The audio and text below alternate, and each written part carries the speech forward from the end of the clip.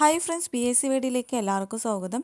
ഇന്നത്തെ ക്ലാസ്സിൽ യൂറോപ്യന്മാരുടെ ആഗമനം എന്ന ടോപ്പിക്സ് നിന്ന് എടുത്തിട്ടുള്ള ക്വസ്റ്റ്യൻ ആൻസറാണ് നമ്മൾ ഇന്ന് പഠിക്കാൻ പോകുന്നത്. നമ്മുടെ ചാനലായ PSC വീഡിയോയിൽ LDCയുടെ മെയിൻ സിലബസ് അനുസരിച്ചിട്ടുള്ള ക്ലാസ്സുകളാണ് അപ്ലോഡ് ചെയ്യുന്നത്. നമുക്ക് ഒരുമിച്ച് LDCക്ക് വേണ്ടി തയ്യാറെടുക്കാം. ഓക്കെ, നമുക്ക് ക്ലാസ്സിലേക്ക് പോയാലോ. ഫസ്റ്റ് ക്വസ്റ്റ്യൻ, പറങ്കികൾ എന്നറിയപ്പെടുന്നത് പോർച്ചുഗീസുകാരെയാണ് പറങ്കികൾ എന്നറിയപ്പെടുന്നത്. അടുത്ത ക്വസ്റ്റ്യൻ, ഇന്ത്യയിൽ ഏറ്റവും കൂടുതൽ കാലം ഭരണം നടത്തിയ യൂറോപ്യന്മാർ ആരാണ്? ഇന്ത്യയിൽ ഏറ്റവും കൂടുതൽ കാലം ഭരണം നടത്തിയ യൂറോപ്യന്മാരാണ് പോർച്ചുഗീസുകാർ. അതായത് 1498 മുതൽ 1961 വരെയാണ് പോർച്ചുഗീസുകാരുടെ ഭരണകാലഘട്ടം. ഓക്കെ, എന്തായിരുന്നു ക്വസ്റ്റ്യൻ? ഇന്ത്യയിൽ ഏറ്റവും കൂടുതൽ കാലം ഭരണം നടത്തിയ യൂറോപ്യന്മാരാണ് പോർച്ചുഗീസുകാർ. ഓക്കെ, അടുത്ത ക്വസ്റ്റ്യൻ, ആദ്യമായി ഇന്ത്യയിലെത്തിയതും അവസാനമായി ഇന്ത്യ വിട്ടുപോയതുമായ യൂറോപ്യൻ ശക്തികൾ ആരാണ്? ആദ്യമായി ഇന്ത്യയിലെത്തിയതും അവസാനമായി ഇന്ത്യ വിട്ടുപോയതുമായ യൂറോപ്യൻ ശക്തികളാണ് പോർച്ചുഗീസുകാർ. ഇന്ത്യയുമായി കച്ചവട ബന്ധം സ്ഥാപിച്ച കത്തോലിക്കൻ മതവിഭാഗക്കാർ എന്ന് ചോദിച്ചാലും ആര് തന്നെയാണ്? പോർച്ചുഗീസുകാരാണ്. ഇന്ത്യയുമായി കച്ചവട ബന്ധം സ്ഥാപിച്ച കത്തോലിക്കൻ മതവിഭാഗക്കാരാണ് പോർച്ചുഗീസുകാർ. കടൽ മാർഗം ഇന്ത്യയിലെത്തിയ ആദ്യ യൂറോപ്യന്മാർ ആരാണ്? ഇന്ത്യയിൽ എത്തിയ ആദ്യ യൂറോപ്യന്മാരാണ് പോർച്ചുഗീസുകാരാണ് കടൽ മാർഗം ഇന്ത്യയിലെത്തിയ ആദ്യ യൂറോപ്യന്മാർ. ഓക്കെ, എന്തൊക്കെ നമ്മൾ പഠിച്ചു? പറങ്കികൾ എന്നറിയപ്പെടുന്ന ആരെയാണ്? പോർച്ചുഗീസുകാരാണ്. ഇന്ത്യയിൽ ഏറ്റവും കൂടുതൽ കാലം ഭരണം നടത്തിയ യൂറോപ്യന്മാരാരാണ്? പോർച്ചുഗീസുകാർ. ആദ്യമായി ഇന്ത്യയിലെത്തിയതും അവസാനമായി ഇന്ത്യ വിട്ടുപോയതുമായ യൂറോപ്യൻ ശക്തികളാണ് പോർച്ചുഗീസുകാർ.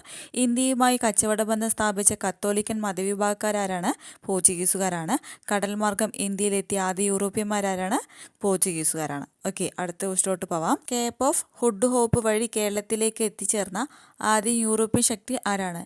കേപ്പ് ഓഫ് ഗുഡ് ഹോപ്പ് വഴി കേരളത്തിലേക്ക് എത്തിച്ചേർന്ന ആദ്യ യൂറോപ്യൻ ശക്തിയാണ് പോർച്ചുഗീസുകാർ. അടുത്ത question, Portuguese east India company ഇന്ത്യയിൽ സ്ഥാപിതമായത് 1628.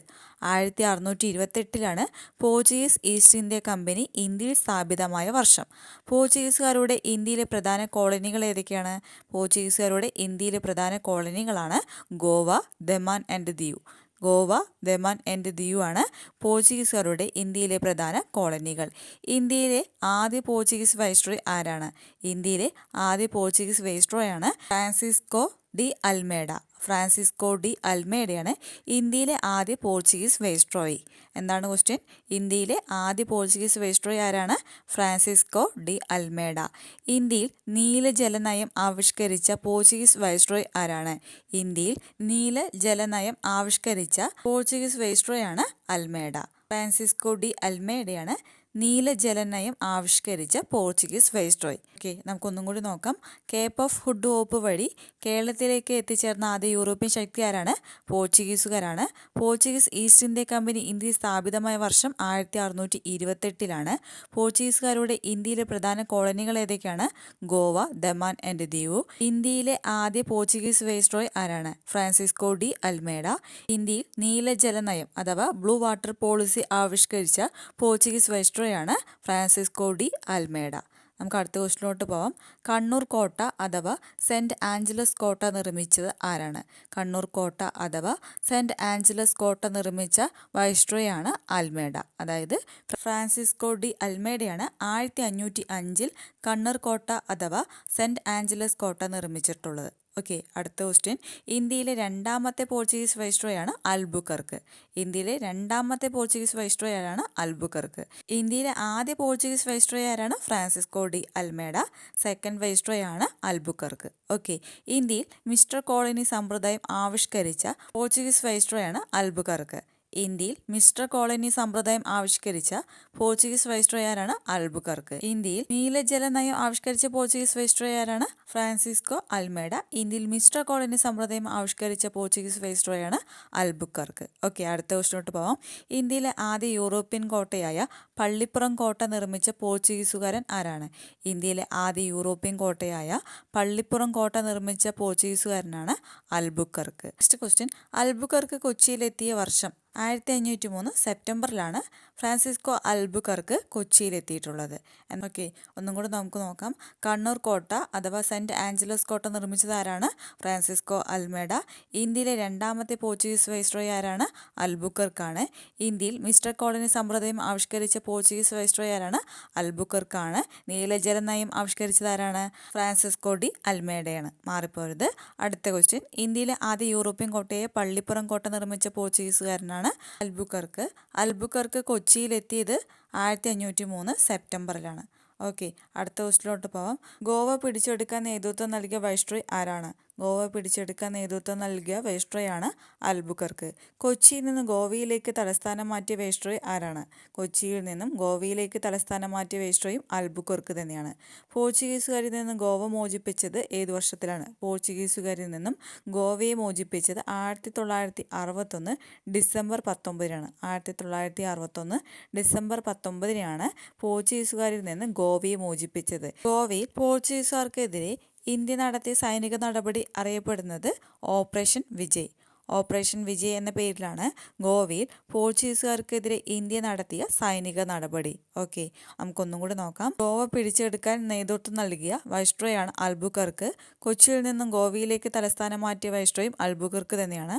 1961 ഡിസംബർ 19-നാണ് പോർച്ചുഗീസുകാരിൽ നിന്ന് ഗോവയെ മോചിപ്പിച്ചിട്ടുള്ളത്. ഓപ്പറേഷൻ വിജയ് എന്നത് എന്ത് സംഭവവുമായി ബന്ധപ്പെട്ടിരിക്കുന്നു? ഗോവയിൽ പോർച്ചുഗീസുകാർക്കെതിരെ ഇന്ത്യ നടത്തിയ സൈനിക നടപടിയാണ് ഓപ്പറേഷൻ വിജയ്. അടുത്ത ക്വസ്റ്റിലോട്ട് പോവാം. വാസ്കോ ഡ ഗാമ കേരളത്തിൽ ആദ്യമായി എത്തിയത് ഏതു വർഷത്തിലാണ്? വാസ്കോ ഡ ഗാമ കേരളത്തിൽ ആദ്യമായി എത്തിയത് 1498 മെയ് 20-നാണ്. 1498 മെയ് 20-നാണ് വാസ്കോ ഡ ഗാമ കേരളത്തിൽ ആദ്യമായി എത്തിയിട്ടുള്ളത്. വാസ്കോ ഡ ഗാമയ്ക്കൊപ്പം കേരളത്തിലെത്തിയ പോർച്ചുഗീസ് നാവികൻ ആരാണ്? വാസ്കോ ഡ ഗാമയ്ക്കൊപ്പം കേരളത്തിലെത്തിയ പോർച്ചുഗീസ് നാവികനാണ് അൽവാരോ വെൻഹോവ്. അൽവാരോ വെൻഹോവാണ് വാസ്കോ ഡ ഗാമയ്ക്കൊപ്പം കേരളത്തിലെത്തിയ പോർച്ചുഗീസ് നാവികൻ. അടുത്ത ക്വസ്റ്റ്യൻ, കടൽ മാർഗം ഇന്ത്യയിലെത്തിയ ആദ്യ യൂറോപ്യൻ. കടൽ മാർഗം ഇന്ത്യയിലെത്തിയ ആദ്യ യൂറോപ്യനാണ് Vasco da Gama. Vasco da Gama കടൽ മാർഗം ഇന്ത്യയിലെത്തിയ ആദ്യ യൂറോപ്യനാണ്.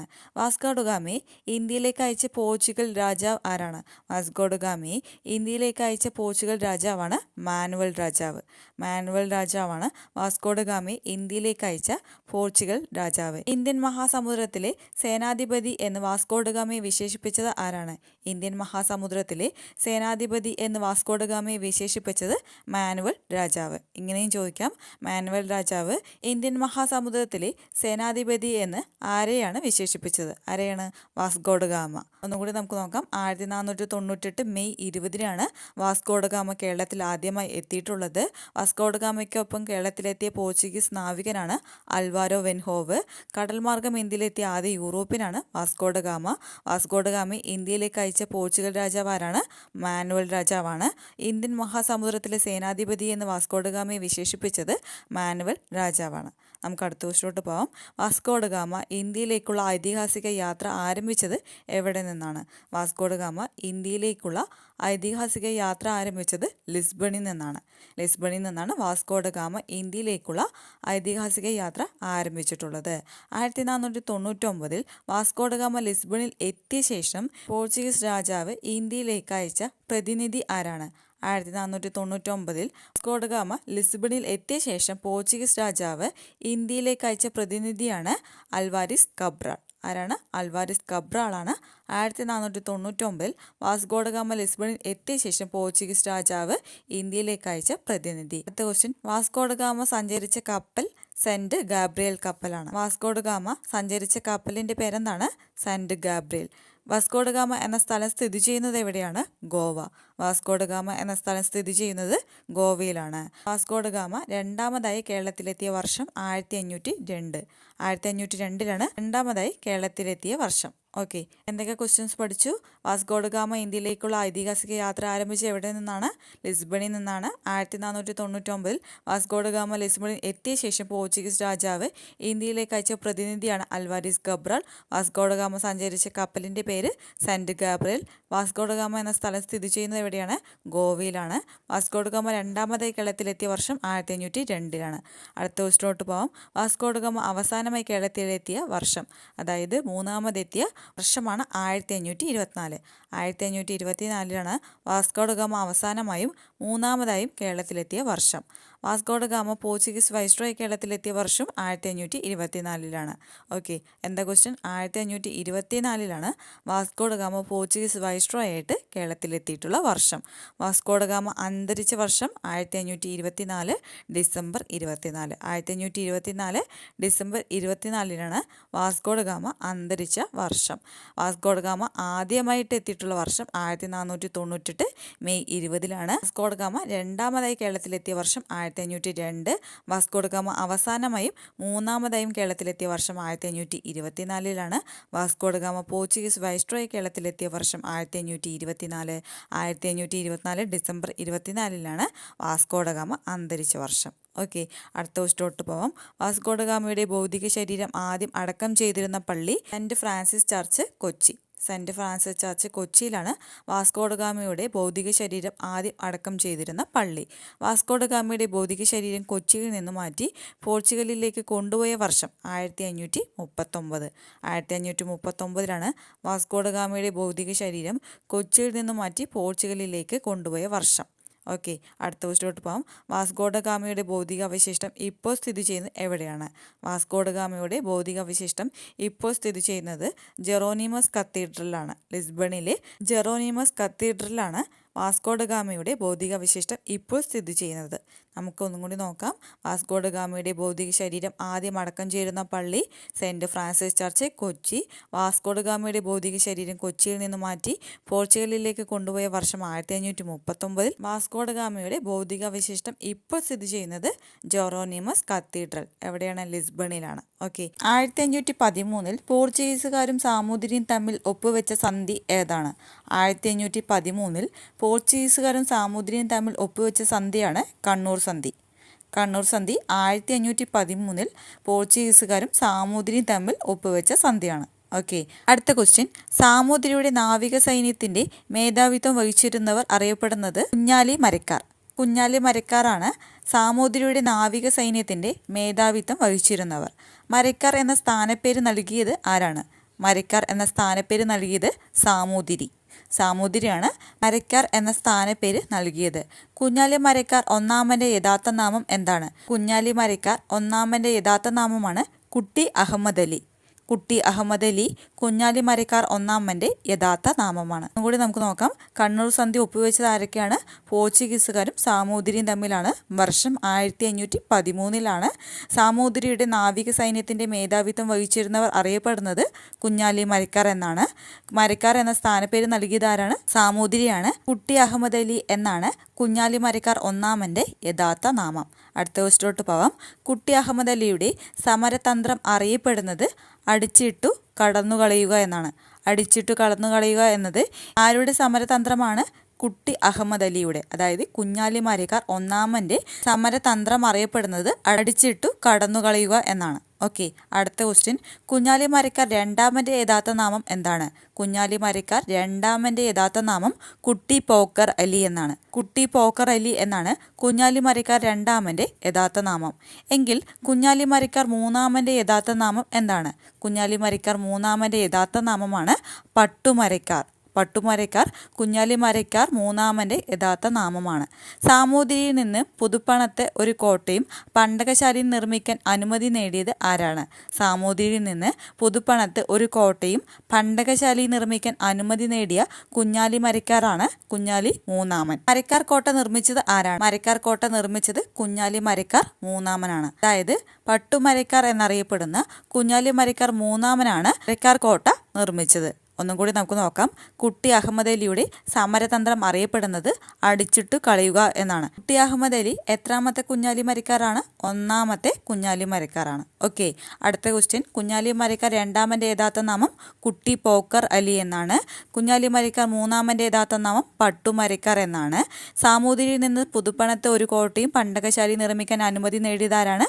കുഞ്ഞാലി മരക്കാർ മൂന്നാമൻ, അതായത് പട്ടുമരക്കാറാണ് സാമൂതിരിയിൽ നിന്ന് പുതുപ്പണത്ത് ഒരു കോട്ടയും പണ്ടകശാലി നിർമ്മിക്കാൻ അനുമതി നേടിയിട്ടുള്ളത്?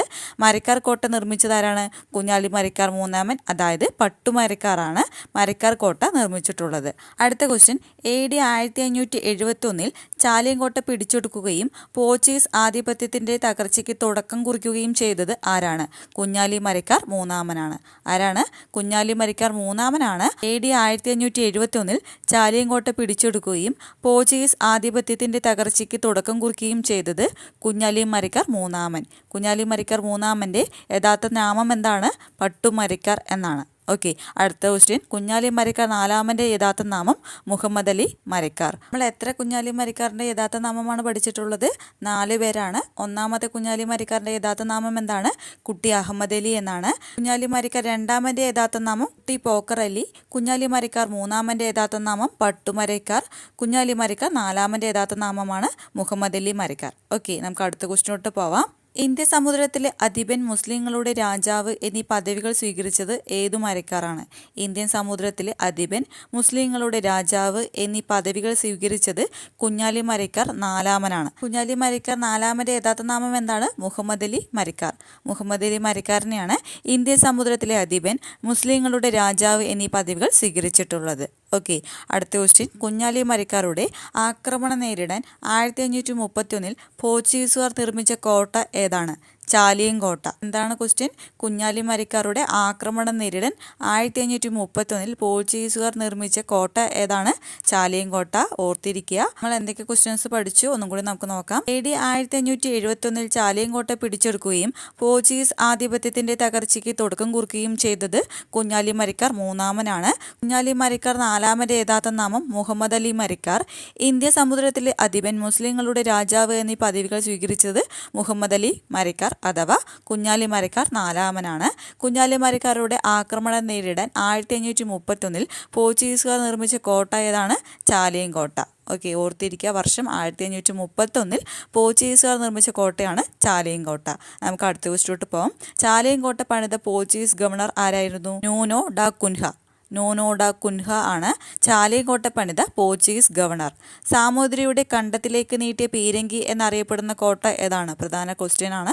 സാമൂതിരിയുടെ കണ്ടത്തിലേക്ക് നീട്ടിയ പീരങ്കി എന്നറിയപ്പെടുന്ന കോട്ട ചാലിയൻകോട്ടയാണ്. കുഞ്ഞാലി മരക്കാരുടെ ആക്രമണം നേരിടാൻ 1531 പോർച്ചുഗീസുകാർ നിർമ്മിച്ച കോട്ടയാണ് ചാലിയൻകോട്ട. സാമൂതിരിയുടെ കണ്ടത്തിലേക്ക് നീട്ടിയ പീരങ്കി എന്നറിയപ്പെടുന്ന കോട്ടയാണ് ചാലിയൻകോട്ട. അടുത്ത ക്വസ്റ്റ്യൻ, കുഞ്ഞാലി മരക്കാർ മ്യൂസിയം സ്ഥിതി ചെയ്യുന്നത് എവിടെയാണ്? കുഞ്ഞാലി മരക്കാർ മ്യൂസിയം സ്ഥിതി ചെയ്യുന്നത് ഇരിങ്ങലാണ്. വടകരയിലെ ഇരിങ്ങലാണ് കുഞ്ഞാലി മരക്കാർ മ്യൂസിയം സ്ഥിതി ചെയ്യുന്നത്. 1540 പോർച്ചുഗീസുകാരും കോഴിക്കോടും തമ്മിൽ ഒപ്പുവെച്ച സന്ധി ഏതാണ്? 1540 പോർച്ചുഗീസുകാരും കോഴിക്കോടും തമ്മിൽ ഒപ്പുവെച്ച സന്ധിയാണ് പൊന്നാനി സന്ധി. നമ്മൾ ക്ലാസ് തുടങ്ങുന്ന സമയത്ത് നമ്മളൊരു ക്വസ്റ്റ്യൻ പഠിച്ചിരുന്നു. അത് ഏത് സന്ധിയെ കുറിച്ചിട്ടായിരുന്നു? 1513 പോർച്ചുഗീസുകാരും സാമൂതിരിയും തമ്മിൽ ഒപ്പുവെച്ച സന്ധിയായിരുന്നു. അതാണ് കണ്ണൂർ സന്ധി. ഇപ്പോൾ അവരത് കണ്ണൂർ സന്ധി 1513 പോർച്ചുഗീസുകാരും സാമൂതിരിയും തമ്മിൽ ഒപ്പുവെച്ച സന്ധിയാണെങ്കിൽ ഇപ്പോൾ നമ്മൾ പഠിച്ച ക്വസ്റ്റ്യൻ എന്താണ്? 1540 പോർച്ചുഗീസുകാരും കോഴിക്കോടും തമ്മിൽ ഒപ്പുവെച്ച സന്ധിയാണ് പൊന്നാനി സന്ധി. 2 സന്ധി പഠിച്ചു വെക്കുക കേട്ടോ. ഏത് വർഷത്തിലാണെന്നും ആരൊക്കെയാണ് ഒപ്പുവെച്ചിട്ടുള്ളത് എന്നും പഠിച്ചു വെക്കുക. ഓക്കെ, അടുത്ത ക്വസ്റ്റ്യനോട്ട് പോകാം. പോർച്ചുഗീസ് ആധിപത്യത്തിനെതിരെ കോഴിക്കോട് സാമൂതിരിമാരും കുഞ്ഞാലി മരക്കാറും തമ്മിൽ പോരാട്ടങ്ങൾ വിവരിക്കുന്ന കൃതി ഏതാണ്? പോർച്ചുഗീസ് ആധിപത്യത്തിനെതിരെ കോഴിക്കോട് സാമൂതിരിമാരും കുഞ്ഞാലി മരക്കാറും തമ്മിൽ പോരാട്ടങ്ങൾ വിവരിക്കുന്ന കൃതിയാണ് തുഹ്ഫത്തുൽ മുജാഹിദീൻ. തുഹ്ഫത്തുൽ മുജാഹിദീൻ ആരുടെ പോരാട്ടങ്ങളാണ് വിവരിക്കുന്നത്? പോർച്ചുഗീസ് ആധിപത്യത്തിനെതിരെ കോഴിക്കോട് സാമൂതിരിമാരും കുഞ്ഞാലി മരക്കാറും തമ്മിൽ നടത്തിയ പോരാട്ടങ്ങൾ വിവരിക്കുന്ന കൃതിയാണ് തുഹ്ഫത്തുൽ മുജാഹിദീൻ. അടുത്ത ക്വസ്റ്റ്യൻ, കേരളത്തിൽ രചിക്കപ്പെട്ട ആദ്യ ചരിത്രകൃതിയായി പണ്ഡിതന്മാർ കണക്കാക്കുന്ന കൃതി ഏതാണ്? കേരളത്തിൽ രചിക്കപ്പെട്ട ആദ്യ ചരിത്രകൃതിയായി പണ്ഡിതന്മാർ കണക്കാക്കുന്ന കൃതിയാണ് തുഹ്ഫത്തുൽ മുജാഹിദീൻ. തുഹ്ഫത്തുൽ മുജാഹിദീൻ രചിച്ച ഭാഷ അറബി ഭാഷയിലാണ്. തുഹ്ഫത്തുൽ മുജാഹിദീൻ രചിച്ച ഭാഷ അറബി ഭാഷയിലാണ്. രചിച്ച കാലഘട്ടം 16-ാം നൂറ്റാണ്ടിലാണ്.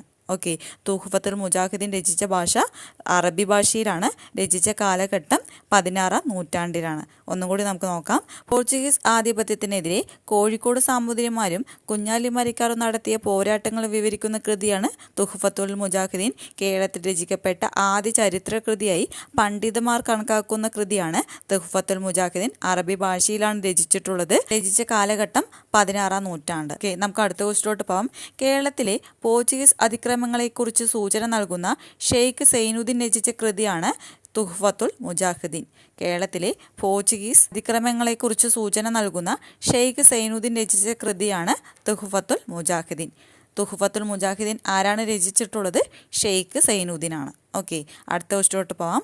ആഫ്രിക്കയിലെ ശുഭപ്രതീക്ഷ മുനമ്പ് ചുറ്റി സഞ്ചരിച്ച ആദ്യ പോർച്ചുഗീസ് നാവികൻ ആരാണ്?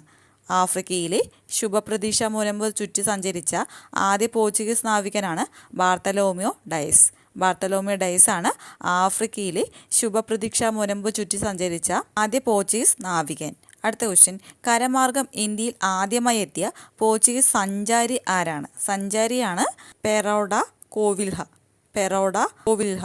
ഓക്കെ, എന്തൊക്കെ ക്വസ്റ്റ്യൻസ് നമ്മൾ പഠിച്ചു?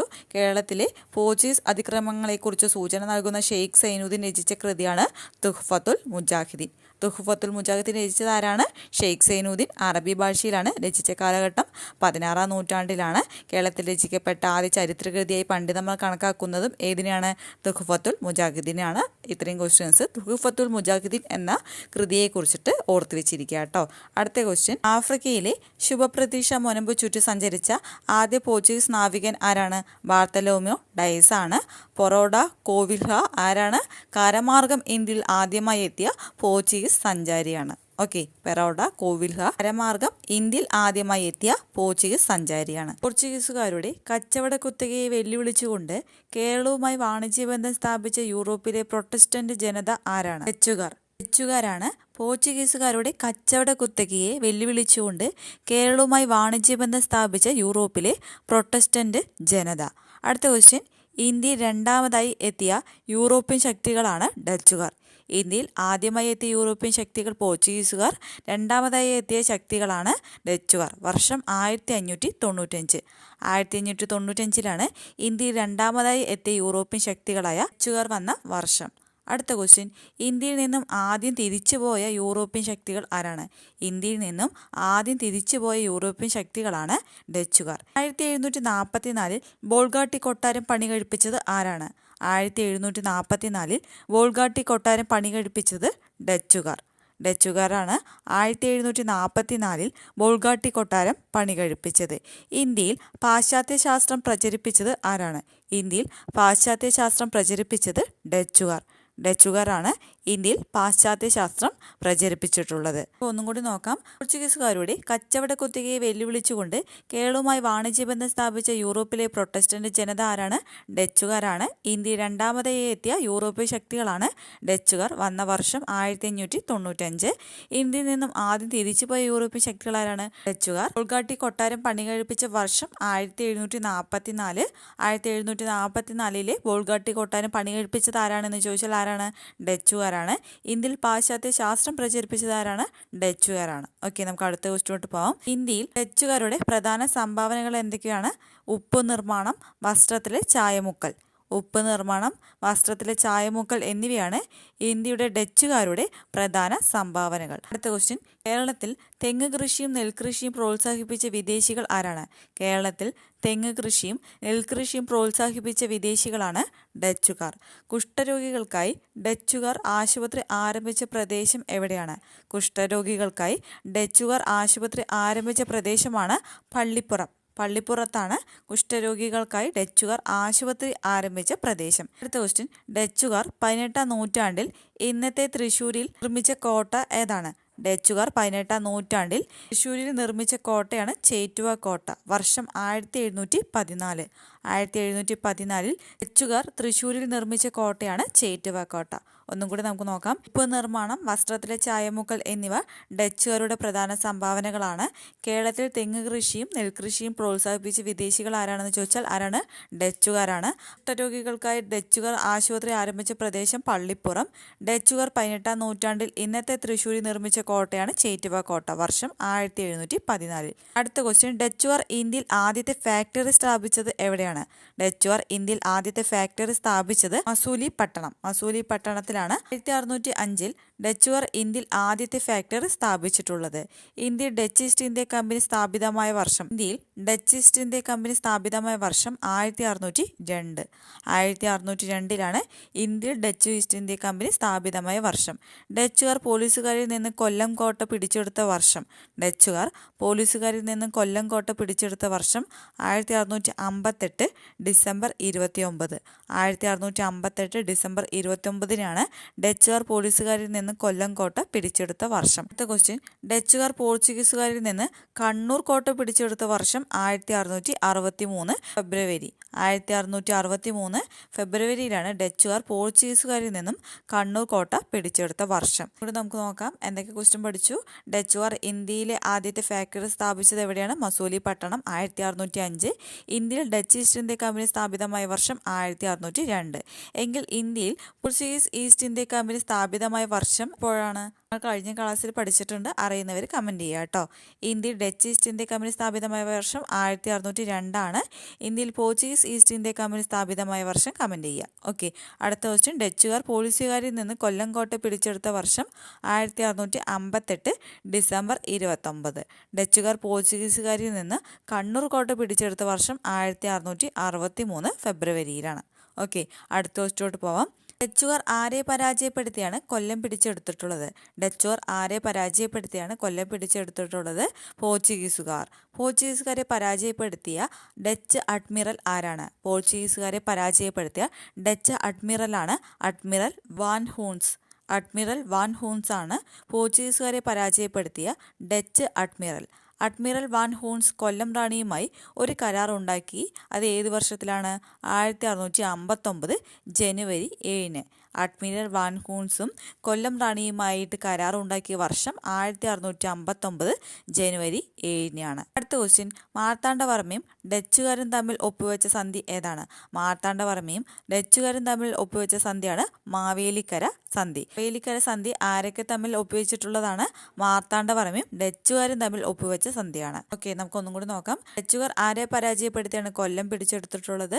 പോർച്ചുഗീസുകാർ. പോർച്ചുഗീസുകാരെ പരാജയപ്പെടുത്തിയ ഡച്ച് അഡ്മിറൽ അഡ്മിറൽ വാൻ ഹൂൺസ്.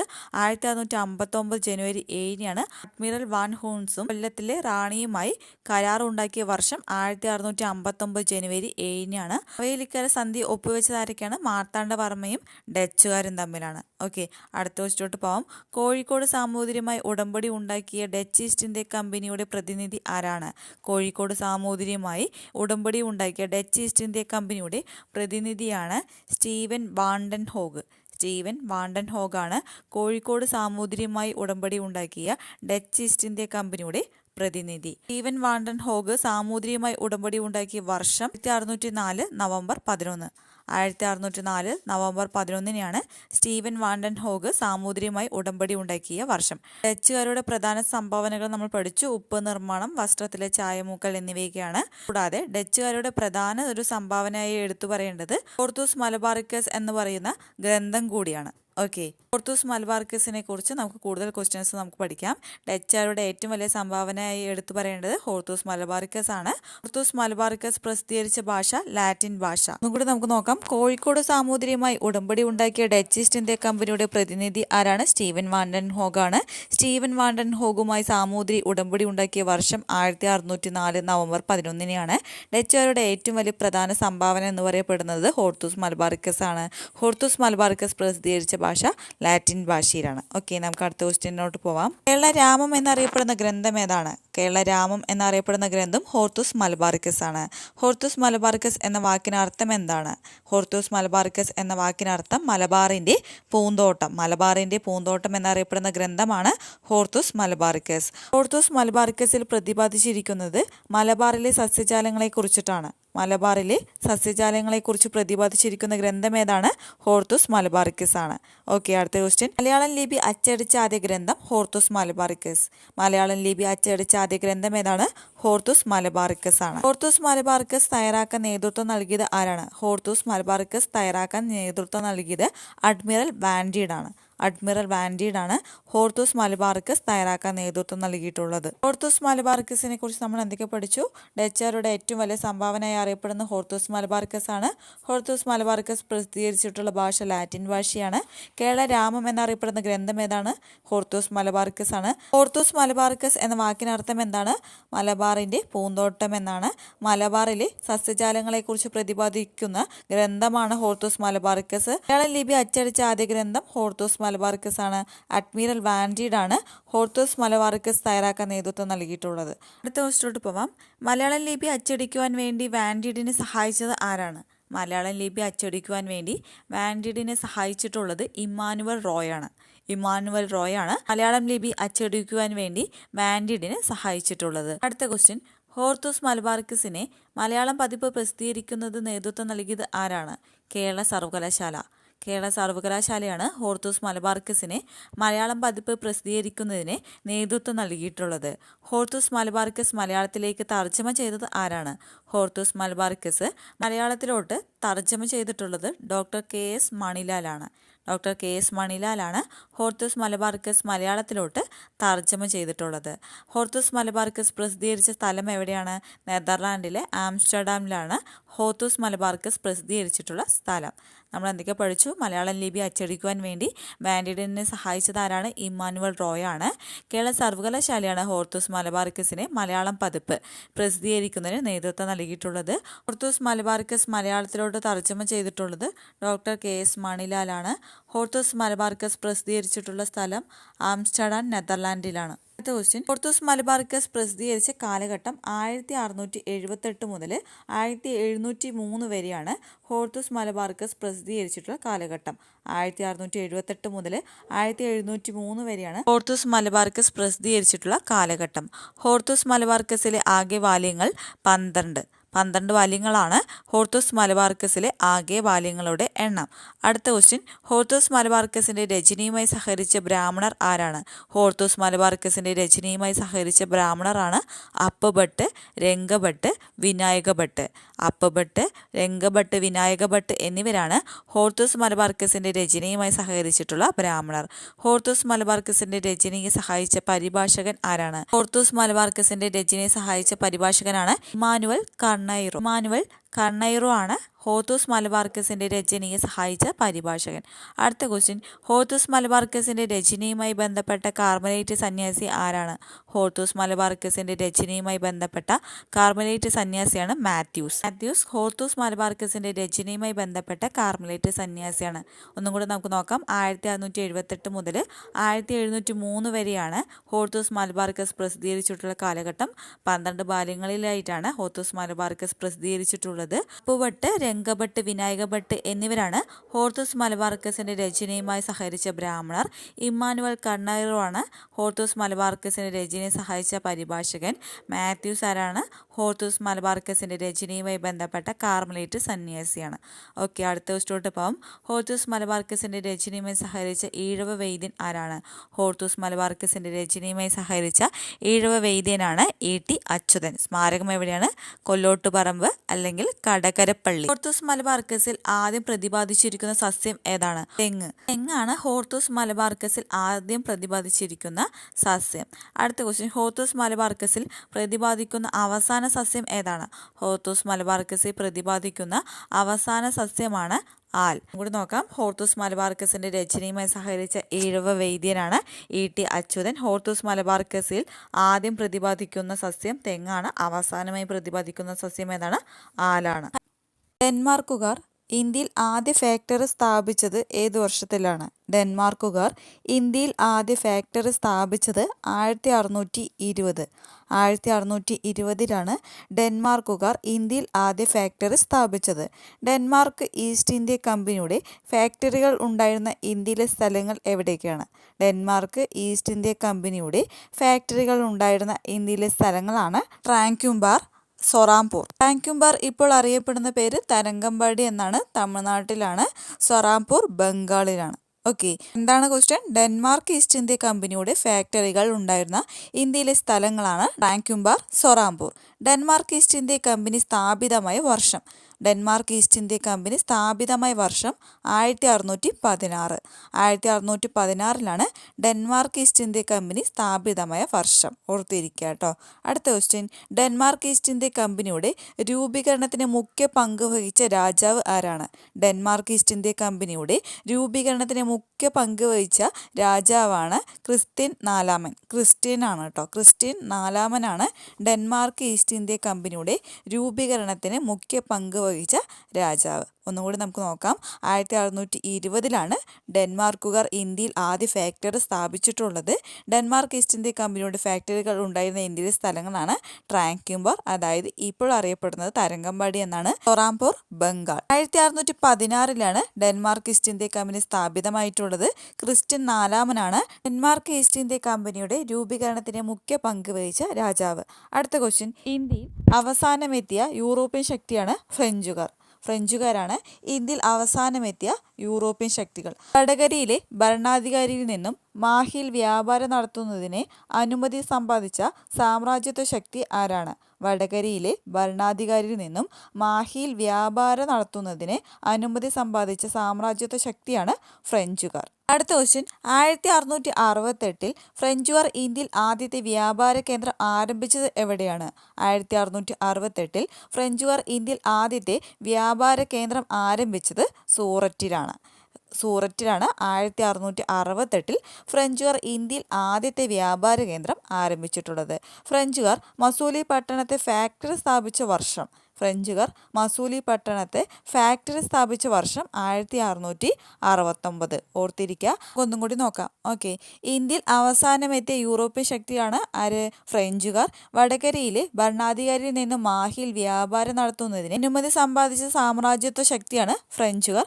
1668 ഫ്രഞ്ചുകാർ ഇന്ത്യയിൽ ആദ്യത്തെ വ്യാപാര കേന്ദ്രം ആരംഭിച്ചിട്ടുള്ളത്. എവിടെയാണ്? സൂററ്റിലാണ്. ഓക്കെ, 1669 ഫ്രഞ്ചുകാർ മസൂലി പട്ടണത്തെ ഫാക്ടറി സ്ഥാപിച്ച വർഷമാണ്. അടുത്ത ക്വസ്റ്റ്യനിലോട്ട് പോവാം. ഫ്രഞ്ച് ഈസ്റ്റ് ഇന്ത്യ കമ്പനി സ്ഥാപിച്ചത്. ഫ്രഞ്ച് ഈസ്റ്റ് ഇന്ത്യ കമ്പനി സ്ഥാപിതമായ വർഷം 1664. 1664 ഫ്രഞ്ച് ഈസ്റ്റ് ഇന്ത്യ കമ്പനി സ്ഥാപിതമായ വർഷം. സ്ഥാപിച്ചത് കോൾബർട്ടാണ്. Okay, French East India company സ്ഥാപിക്കുന്ന സമയത്ത് ഫ്രഞ്ച് ചക്രവർത്തി ആരാണ്? ഫ്രഞ്ച് ഈസ്റ്റ് ഇന്ത്യ കമ്പനി സ്ഥാപിക്കുന്ന സമയത്ത് ഫ്രഞ്ച് ചക്രവർത്തിയാണ് Louis 14. Louis 14 French East India company സ്ഥാപിക്കുന്ന സമയത്ത് ഫ്രഞ്ച് ചക്രവർത്തി. ഇന്ത്യയിൽ ഫ്രഞ്ചുകാരുടെ ആസ്ഥാനം എവിടെയാണ്? ഇന്ത്യയിൽ ഫ്രഞ്ചുകാരുടെ ആസ്ഥാനം പോണ്ടിച്ചേരി. പോണ്ടിച്ചേരിയുടെ പിതാവ് എന്നറിയപ്പെടുന്ന ഫ്രഞ്ച് ഗവർണർ ആരാണ്? പോണ്ടിച്ചേരിയുടെ പിതാവ് എന്നറിയപ്പെടുന്ന ഫ്രഞ്ച് ഗവർണറാണ് ഫ്രാങ്കോയിസ് മാർട്ടിൻ. ഫ്രാങ്കോയിസ് മാർട്ടിൻ പോണ്ടിച്ചേരിയുടെ പിതാവ് എന്നറിയപ്പെടുന്ന ഫ്രഞ്ച് ഗവർണറാണ്. ഓക്കെ, നമ്മൾ എന്തൊക്കെ പഠിച്ചു? 1664 ഫ്രഞ്ച് ഈസ്റ്റ് ഇന്ത്യ കമ്പനി സ്ഥാപിച്ചിട്ടുള്ളത് എവിടെയാണ്? കോൾബർട്ടാണ്. ഫ്രഞ്ച് ഈസ്റ്റ് ഇന്ത്യ കമ്പനി സ്ഥാപിക്കുന്ന സമയത്ത് ഫ്രഞ്ച് ചക്രവർത്തി ലൂയി 14. ഇന്ത്യയിലെ ഫ്രഞ്ചുകാരുടെ ആസ്ഥാനം പോണ്ടിച്ചേരി. ഇന്ത്യയിലെ ഫ്രഞ്ചുകാരുടെ ആസ്ഥാനം എവിടെയാണ്? പോണ്ടിച്ചേരിയാണ്. പോണ്ടിച്ചേരിയുടെ പിതാവ് എന്നറിയപ്പെടുന്ന ആരെയാണ്? ഫ്രഞ്ച് ഗവർണറായ ഫ്രാങ്കോയിസ് മാർട്ടിനെയാണ്. ഓക്കെ, ഫ്രാങ്കോയിസ് മാർട്ടിനെയാണ് പോണ്ടിച്ചേരിയുടെ പിതാവ് എന്നറിയപ്പെടുന്നത്. നമുക്ക് അടുത്ത ക്വസ്റ്റ്യനിലോട്ട് പോവാം. ഫ്രഞ്ചുകാരുടെ പ്രധാന വ്യാപാര കേന്ദ്രങ്ങൾ എവിടെയൊക്കെയാണ്? ഫ്രഞ്ചുകാരുടെ പ്രധാന വ്യാപാര കേന്ദ്രങ്ങളാണ് മാഹി, യാനം, പോണ്ടിച്ചേരി, ചന്ദ്രനഗർ, കാരയ്ക്കൽ. മാഹി, യാനം, പോണ്ടിച്ചേരി, ചന്ദ്രനഗർ, കാരയ്ക്കൽ എന്നിവിടങ്ങളാണ് ഫ്രഞ്ചുകാരുടെ പ്രധാന വ്യാപാര കേന്ദ്രങ്ങൾ. ഫ്രഞ്ച് അധീനതയിൽ ആയിരുന്ന കേരളത്തിലെ പ്രദേശം എവിടെയാണ്? ഫ്രഞ്ച് അധീനതയിൽ ആയിരുന്ന കേരളത്തിലെ പ്രദേശം മാഹിയാണ്. ഓക്കെ, മാഹിയാണ് ഫ്രഞ്ച് അധീനതയിൽ ആയിരുന്ന കേരളത്തിലെ പ്രദേശം. ഫ്രഞ്ച് അധിനിവേശം ഇന്ത്യയിൽ അവസാനിപ്പിക്കാൻ കാരണമായ യുദ്ധം ഏതാണ്? ഫ്രഞ്ച് അധിനിവേശം ഇന്ത്യയിൽ അവസാനിപ്പിക്കാൻ കാരണമായ യുദ്ധമാണ് വാണ്ടിവാഷ് യുദ്ധം. വാണ്ടിവാഷ് യുദ്ധത്തിലൂടെയാണ് ഫ്രഞ്ച് അധിനിവേശം ഇന്ത്യയിൽ അവസാനിപ്പിക്കാൻ കാരണമായിട്ടുള്ള യുദ്ധം. അടുത്ത ക്വസ്റ്റ്യൻ, ഫ്രഞ്ചുകാർ ഇന്ത്യ വിട്ട വർഷം 1954. 1954 ഫ്രഞ്ചുകാർ ഇന്ത്യ വിട്ട വർഷം. ഇന്ത്യയിൽ ഫ്രഞ്ചുകാരും ബ്രിട്ടീഷുകാരും തമ്മിൽ നടന്ന യുദ്ധം കർണാട്ടിക് യുദ്ധങ്ങൾ. ഇന്ത്യയിൽ ഫ്രഞ്ചുകാരും ബ്രിട്ടീഷുകാരും തമ്മിൽ നടന്ന യുദ്ധം ഏതാണ്? കർണാട്ടിക് യുദ്ധം. കർണാട്ടിക് യുദ്ധങ്ങളെക്കുറിച്ചും മൈസൂർ യുദ്ധങ്ങളെക്കുറിച്ചിട്ടൊക്കെ അടുത്ത ക്ലാസ്സിൽ നമുക്ക് ഡിസ്കസ് ചെയ്യാം കേട്ടോ. എന്തൊക്കെ ക്വസ്റ്റ്യൻസ് ആണ് നമ്മൾ പഠിച്ചത്? ഫ്രഞ്ചുകാരുടെ പ്രധാന വ്യാപാര കേന്ദ്രങ്ങൾ എവിടേക്കാണ്? മാഹി, യാനം, പോണ്ടിച്ചേരി, ചന്ദ്രനഗർ, കാരയ്ക്കൽ എന്നിവിടങ്ങളാണ്. മാഹിയാണ് ഫ്രഞ്ച് അധീനതയിൽ ആയിരുന്ന കേരളത്തിലെ പ്രദേശം. വാണ്ടിവാഷ് യുദ്ധമാണ് ഫ്രഞ്ച് അധിനിവേശം ഇന്ത്യയിൽ അവസാനിപ്പിക്കാൻ കാരണമായിട്ടുള്ള യുദ്ധം. ഫ്രഞ്ചുകാർ ഇന്ത്യ വിട്ടുപോയ വർഷം 1954. ഇന്ത്യയിൽ ഫ്രഞ്ചുകാരും ബ്രിട്ടീഷുകാരും തമ്മിൽ നടന്ന യുദ്ധം കർണാട്ടിക് യുദ്ധങ്ങൾ എന്നാണ് അറിയപ്പെടുന്നത്. നമുക്ക് അടുത്ത ക്വസ്റ്റ്യനിലോട്ട് പോവാം. ഇന്ത്യയിൽ ബ്രിട്ടീഷ് ആധിപത്യത്തിനെതിരെ നടന്ന ആദ്യ സംഘടിത കലാപം ഏതാണ്? ഇന്ത്യയിൽ ബ്രിട്ടീഷ് ആധിപത്യത്തിനെതിരെ നടന്ന ആദ്യ സംഘടിത കലാപമാണ് ആറ്റിങ്ങൽ കലാപം. 1721 ആറ്റിങ്ങൽ കലാപം നടക്കുന്നത്. ഇന്ത്യയിൽ ബ്രിട്ടീഷ് ആധിപത്യത്തിനെതിരെ നടന്ന ആദ്യ സംഘടിത കലാപമാണ്. ഓർത്തു വെക്കുക, പ്രധാനപ്പെട്ട ക്വസ്റ്റ്യൻ ആണ് കേട്ടോ. കേരളത്തിലെ ആദ്യമായി വന്ന ബ്രിട്ടീഷുകാരൻ എന്ന് വിശ്വസിക്കപ്പെടുന്നത് ആരെയാണ്? കേരളത്തിൽ ആദ്യമായി വന്ന ബ്രിട്ടീഷുകാരൻ എന്ന് വിശ്വസിക്കപ്പെടുന്നത് മാസ്റ്റർ റാൽഫിച്ച് ആണ്. മാസ്റ്റർ റാൽഫിച്ച് ആണ് കേരളത്തിൽ ആദ്യമായി വന്ന ബ്രിട്ടീഷുകാരൻ എന്ന് വിശ്വസിക്കപ്പെടുന്നത്. മാസ്റ്റർ റാൽഫിച്ച് കൊച്ചിയിലെത്തിയ വർഷം 1583. 1583 മാസ്റ്റർ റാൽഫിച്ച് എവിടെ എത്തിയത്? കൊച്ചിയിലെത്തിയിട്ടുള്ളത്. അടുത്ത ക്വസ്റ്റ്യൻ. ഇംഗ്ലീഷ് ഈസ്റ്റ് ഇന്ത്യ കമ്പനിയുടെ പ്രതിനിധിയായി എത്തി സാമൂതിരിയെ സന്ദർശിച്ച് വ്യാപാര ഉടമ്പടിയിൽ ഒപ്പുവെച്ചത് ആരാണ്? ഇംഗ്ലീഷ് ഈസ്റ്റ് ഇന്ത്യ കമ്പനിയുടെ പ്രതിനിധിയായി എത്തി സാമൂതിരിയെ സന്ദർശിച്ച് വ്യാപാര ഉടമ്പടിയിൽ ഒപ്പുവെച്ചത് ക്യാപ്റ്റൻ കീലിംഗ് ആണ്. ക്യാപ്റ്റൻ കീലിംഗ് ആണ് 1615 ഇംഗ്ലീഷ് ഈസ്റ്റ് ഇന്ത്യ കമ്പനിയുടെ പ്രതിനിധിയായി എത്തി സാമൂതിരിയെ സന്ദർശിച്ച് വ്യാപാര ഉടമ്പടിയിൽ ഒപ്പുവെച്ചിട്ടുള്ളത്. ഇങ്ങോട്ട് നോക്കാം. ഇന്ത്യയിൽ ബ്രിട്ടീഷ് ആധിപത്യത്തിനെതിരെ നടന്ന ആദ്യ സംഘടിത കലാപമാണ് ആറ്റിങ്ങൽ കലാപം. 1721. കേരളത്തിലെ ആദ്യമായി വന്ന ബ്രിട്ടീഷുകാരൻ എന്ന് വിശ്വസിക്കപ്പെടുന്ന ആരെയാണ്? മാസ്റ്റർ റാൽഫിച്ച് ആണ്. മാസ്റ്റർ റാൽഫിച്ച് കൊച്ചിയിലെത്തിയത് 1583. ഇംഗ്ലീഷ് ഈസ്റ്റ് ഇന്ത്യ കമ്പനിയുടെ പ്രതിനിധിയായി എത്തി സാമൂതിരിയെ സന്ദർശിച്ച വ്യാപാര ഉടമ്പടിയിൽ ഒപ്പുവെച്ചത് ആരാണ്? ക്യാപ്റ്റൻ കീലിംഗ് ആണ്. വർഷം 1615. ഫസ്റ്റിലോട്ട് പോവാം. കേരളത്തിലെ ആദ്യ റെയിൽവേ പാത നിർമ്മിച്ചത് ആരാണ്? കേരളത്തിലെ ആദ്യ റെയിൽവേ പാത നിർമ്മിച്ചത് ബ്രിട്ടീഷുകാരാണ്. ബേപ്പൂർ ടു തിരൂർ വരെയാണ് കേരളത്തിലെ ആദ്യ റെയിൽവേ പാത. വർഷം 1861. കേരളത്തിലെ ആദ്യ റെയിൽവേ പാത നിർമ്മിച്ചത് ബ്രിട്ടീഷുകാരാണ്. ബേപ്പൂർ മുതൽ തിരൂർ വരെയാണ്. വർഷം 1861. പണ്ടകശാലകൾ ആരംഭിക്കാനുള്ള അനുമതി കരസ്ഥമാക്കിയ കേന്ദ്രങ്ങൾ. പണ്ടകശാലകൾ ആരംഭിക്കാനുള്ള അനുമതി കരസ്ഥമാക്കിയ കേന്ദ്രങ്ങളാണ് വിഴിഞ്ഞം, തലശ്ശേരി, അഞ്ചുതെങ്ങ്, ആറ്റിങ്ങൽ. വിഴിഞ്ഞം, തലശ്ശേരി, അഞ്ചുതെങ്ങ്, ആറ്റിങ്ങൽ എന്നിവിടങ്ങളാണ് പണ്ടകശാലകൾ ആരംഭിക്കാനുള്ള അനുമതി കരസ്ഥമാക്കിയ കേന്ദ്രങ്ങൾ. കേരളത്തിൽ ബ്രിട്ടീഷുകാർ പണിത ആദ്യത്തെ പണ്ടകശാല. കേരളത്തിൽ ബ്രിട്ടീഷുകാർ പണിത ആദ്യത്തെ പണ്ടകശാലയാണ് വിഴിഞ്ഞം. വിഴിഞ്ഞമാണ് കേരളത്തിൽ ബ്രിട്ടീഷുകാർ പണിത ആദ്യത്തെ പണ്ടകശാല. ഇന്ത്യയിൽ ബ്രിട്ടീഷുകാർ ആദ്യമായി സ്ഥാപിച്ച കോട്ട ഏതാണ്? ഇന്ത്യയിൽ ബ്രിട്ടീഷുകാർ ആദ്യമായി സ്ഥാപിച്ച കോട്ട സെന്റ് ജോർജ് കോട്ട. സെന്റ് ജോർജ് കോട്ടയാണ് ഇന്ത്യയിൽ ബ്രിട്ടീഷുകാർ ആദ്യമായി സ്ഥാപിച്ച കോട്ട. കേരളത്തിലെ ബ്രിട്ടീഷുകാർ പണിത ആദ്യത്തെ കോട്ട ഏതാണ്? കേരളത്തിൽ ബ്രിട്ടീഷുകാർ ആദ്യമായി പണിത കോട്ടയാണ് അഞ്ചുതെങ്ങ് കോട്ട. ഇന്ത്യയിൽ ബ്രിട്ടീഷുകാർ ആദ്യമായി സ്ഥാപിച്ച കോട്ടയാണ് സെന്റ് ജോർജ് കോട്ട, മദ്രാസിലാണ്. ഓക്കെ, എന്തൊക്കെ ക്വസ്റ്റ്യൻസ് നമ്മൾ പഠിച്ചു? കേരളത്തിലെ ആദ്യ റെയിൽവേ പാത നിർമ്മിച്ചത് ബ്രിട്ടീഷുകാരാണ്. വർഷം 1861. ബേപ്പൂർ മുതൽ തിരൂർ വരെയാണ്. പണ്ടകശാലകൾ ആരംഭിക്കാനുള്ള അനുമതി കരസ്ഥമാക്കിയ കേന്ദ്രങ്ങളാണ് വിഴിഞ്ഞം, തലശ്ശേരി, അഞ്ചുതെങ്ങ്, ആറ്റിങ്ങൽ. വിഴിഞ്ഞമാണ് കേരളത്തിൽ ബ്രിട്ടീഷുകാർ പണിത ആദ്യത്തെ പണ്ടകശാല. ഇന്ത്യയിലെ ബ്രിട്ടീഷുകാർ ആദ്യമായി സ്ഥാപിച്ച കോട്ട സെന്റ് ജോർജ് കോട്ട. കേരളത്തിൽ ബ്രിട്ടീഷുകാർ പണിത ആദ്യത്തെ കോട്ട അഞ്ചുതെങ്ങ് കോട്ട. നമുക്ക് അടുത്ത ക്വസ്റ്റ്യനിലോട്ട് പോവാം. ബ്രിട്ടീഷുകാർക്ക് നിലമ്പൂരിൽ തേക്കിൻ തോട്ടം ആരംഭിക്കുന്നതിന് നേതൃത്വം നൽകിയത് ആരാണ്? ബ്രിട്ടീഷുകാർക്ക് നിലമ്പൂരിൽ തേക്കിൻ തോട്ടം ആരംഭിക്കുന്നതിന് നേതൃത്വം നൽകിയത് കെനോലിയാണ്. ഓക്കെ, കെനോലിയാണ് ബ്രിട്ടീഷുകാർക്ക് നിലമ്പൂരിൽ തേക്കിൻ തോട്ടം ആരംഭിക്കുന്നതിന് നേതൃത്വം നൽകിയത്. ഇംഗ്ലീഷ് ഈസ്റ്റ് ഇന്ത്യ കമ്പനി അഞ്ചരക്കണ്ടിയിൽ സുഗന്ധവ്യഞ്ജന സസ്യങ്ങളുടെ തോട്ടമുണ്ടാക്കിയ വർഷം 1797. 1797 ഇംഗ്ലീഷ് ഈസ്റ്റ് ഇന്ത്യ കമ്പനി അഞ്ചരക്കണ്ടിയിൽ സുഗന്ധവ്യഞ്ജന സസ്യങ്ങളുടെ തോട്ടമുണ്ടാക്കിയ വർഷം. ടിപ്പു സുൽത്താനിൽ നിന്നും ബ്രിട്ടീഷുകാർക്ക് മലബാർ ലഭിച്ച ഉടമ്പടി. ടിപ്പു സുൽത്താനിൽ നിന്നും ബ്രിട്ടീഷുകാർക്ക് മലബാർ ലഭിച്ച ഉടമ്പടിയാണ് 1792 ശ്രീരംഗപട്ടണം ഉടമ്പടി. 1792 ശ്രീരംഗപട്ടണം ഉടമ്പടിയിലൂടെയാണ് ടിപ്പു സുൽത്താനിൽ നിന്നും ബ്രിട്ടീഷുകാർക്ക് മലബാർ ലഭിച്ച ഉടമ്പടി. എന്തൊക്കെ ക്വസ്റ്റ്യൻസ് പഠിച്ചു? ബ്രിട്ടീഷുകാർക്ക് നിലമ്പൂരിൽ തേക്കിൻ തോട്ടം ആരംഭിക്കുന്നതിന് നേതൃത്വം നൽകിയത് കനോലിയാണ്. 1797 ഇംഗ്ലീഷ് ഈസ്റ്റ് ഇന്ത്യ കമ്പനി അഞ്ചരക്കണ്ടിയിൽ സുഗന്ധവ്യഞ്ജന സസ്യങ്ങളുടെ തോട്ടം ഉണ്ടാക്കിയ വർഷം. 1792 ശ്രീരംഗപട്ടണം ഉടമ്പടിയിലൂടെയാണ് ടിപ്പു സുൽത്താനിൽ നിന്നും ബ്രിട്ടീഷുകാർക്ക് മലബാർ ലഭിച്ച ഉടമ്പടി. ഓക്കെ, അടുത്ത ക്വസ്റ്റ്യൻ. മലബാർ മദ്രാസ് സർക്കാരിന്റെ കീഴിലായ വർഷം. മലബാർ മദ്രാസ് സർക്കാരിന്റെ കീഴിലായ വർഷം 1800 1800 മലബാർ മദ്രാസ് സർക്കാരിന്റെ കീഴിലായ വർഷം.